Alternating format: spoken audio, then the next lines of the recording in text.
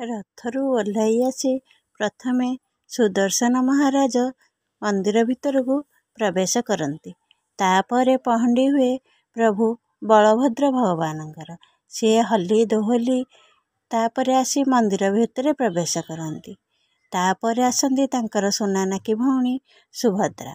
ମା ସୁଭଦ୍ରା ଶାନ୍ତ, ସିଏ ପରା ଝିଅ, ସେଥିପାଇଁ ସିଏ ବେଶୀ ହଲଦହଲ ନ ହୋଇ ନାଚକୁଦ ନ କରି ସିଧା ସିଧା ଆସି ଶ୍ରୀମନ୍ଦିର ଭିତରକୁ ଚାଲି ଆସନ୍ତି। ତାପରେ ପାଳି ପଡ଼େ ଶ୍ରୀ କଳା ଠାକୁରଙ୍କର। କଳା ଠାକୁର ସିଏ ପରା ଲୋକମାନଙ୍କୁ ନଚାଇବା ଠାକୁର।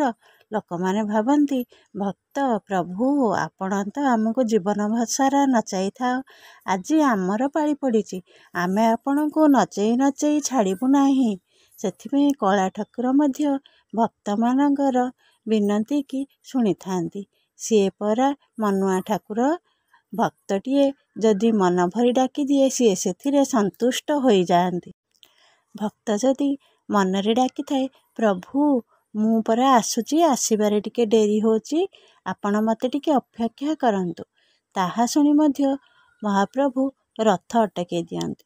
ଜାଣିନାହାନ୍ତି ଏ ବର୍ଷ ପରା ରଥ ଟିକିଏ ମନ୍ଦିରରୁ ଆଗକୁ ଯିବା ପରେ କେଉଁ ଭକ୍ତର ଗୁହାରି ଶୁଣି ମହାପ୍ରଭୁ ରଥଟିକୁ ଆଉ ଆଗକୁ ଗଡ଼ିବାକୁ ଦେଲେନି।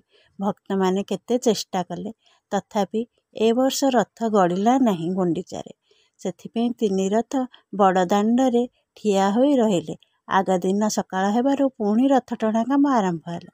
ଏଥିରୁ ଜାଣନ୍ତୁ ଆମ କାଳିଆ ଠାକୁର ଭକ୍ତମାନଙ୍କର କଥାକୁ କେତିକି ଧ୍ୟାନରେ ଶୁଣିଥାନ୍ତି। ବର୍ଷକରେ ଥରେ ଭକ୍ତଙ୍କୁ ପ୍ରଭୁ ଜଗନ୍ନାଥଙ୍କୁ ଆଲିଙ୍ଗନ କରିବାକୁ ମିଳିଥାଏ। ସେଥିପାଇଁ ପ୍ରଭୁ ଜଗନ୍ନାଥଙ୍କର ପହଣ୍ଡି ହେଇ ମନ୍ଦିରକୁ ପହଞ୍ଚିବାରେ ଟିକେ ସମୟ ଲାଗିଥାଏ। ପୁଣି ମନ୍ଦିରରେ ପହଞ୍ଚିବା ପରେ ସେଠି ହୁଏ କିଛି କାରଣ। ମହାଲକ୍ଷ୍ମୀ କବାଟ ବନ୍ଦ କରିଦିଅନ୍ତି ଆଉ ଜଗନ୍ନାଥଙ୍କୁ କିଛି ସମୟ ପାଇଁ ପୁଣି ଅଟକାଇ ରଖନ୍ତି। ହେ ପ୍ରଭୁ, ମୋତେ ତ ନେଇ ନଥିଲେ ସାଙ୍ଗରେ, ଆଉ ଏବେ ମନ୍ଦିରକୁ ଫେରି ଆସିଛନ୍ତି, ହେଲେ ଆହୁରି କେତେ ଭକ୍ତ ଅଛନ୍ତି ଯିଏ ଚାହୁଁଛନ୍ତି ଆପଣଙ୍କୁ ଆହୁରି ମନ ଭରି ଦେଖିବା ପାଇଁ। ସେଥିପାଇଁ ମୁଁ କଳି ବାହାନାରେ ଆପଣଙ୍କୁ କବାଟ ବନ୍ଦ କରି କିଛି ସମୟ ପାଇଁ ପୁଣି ବାହାରେ ରଖିଦେଉଛି। ଯେଉଁ ଭକ୍ତମାନେ ମନ ଭରି ଦେଖିନଥିବେ ସେ ଜଗନ୍ନାଥଙ୍କୁ ଟିକେ ଦେଖିନେବେ ଆଉ ଟିକେ ହାତ ଲଗାଇ ଛୁଇଁ ନେବେ, ସେଥିରେ ଭକ୍ତର ମନ ସନ୍ତୋଷ ହୋଇଯିବ। ଲକ୍ଷ୍ମୀ ଜଗନ୍ନାଥଙ୍କର କଳି ଇଏ ପରା ସଂସାରକୁ ଜଣାଇବା ପାଇଁ ଅଛି କି ଦେଖ, ଇଏ ସବୁ ହେଉଛି ସଂସାରର ନୀତି। ଜଗନ୍ନାଥ ଲକ୍ଷ୍ମୀ ଏ ସଂସାର ପାଇଁ କ'ଣ ନ କରିଛନ୍ତି। ସିଏ ପରା ଜାତିଭେଦକୁ ଉଠାଇବା ପାଇଁ ଜଗନ୍ନାଥଙ୍କ ଠାରୁ ଲକ୍ଷ୍ମୀଙ୍କି 12 ବର୍ଷ ପାଇଁ ଅଲଗା ହେଇ ରହିବାକୁ ପଡ଼ିଥିଲା, ଯାହାଫଳରେ ଲୋକମାନେ ତାଙ୍କୁ ଲକ୍ଷ୍ମୀ ଛଡ଼ା କହି ଗାଳି ବି ଦେଇଥିଲେ। ମହାପ୍ରଭୁ ହସି ହସି ଏ କଥା ବି ଶୁଣି ନେଇଥିଲେ, କାହିଁକି ନା ତାଙ୍କର ଥିଲା କି ଏ ସଂସାରରୁ ଜାତିଭେଦର ପ୍ରଥା ଉଠିଯାଉ। ଯଦି ମହାଲକ୍ଷ୍ମୀଙ୍କ ଦ୍ୱାରା ଏ କାମଟି ହେଇପାରିବ, ତାହେଲେ ଆଗକୁ ଲୋକମାନେ ସ୍ତ୍ରୀଙ୍କୁ ବି ସମ୍ମାନ ଦେବେ ଆଉ ଜାତି ପ୍ରଥା ବି ଉଠିଯିବ।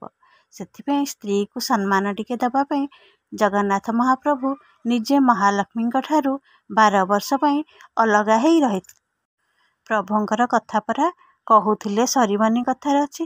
ସେଥିପାଇଁ କଥାଟିକୁ ଆଉ ଆଗକୁ ନ ବଢ଼ାଇ ଜୟ ଜଗନ୍ନାଥ କହି ଏଠାରେ ଶେଷ କରୁଛି।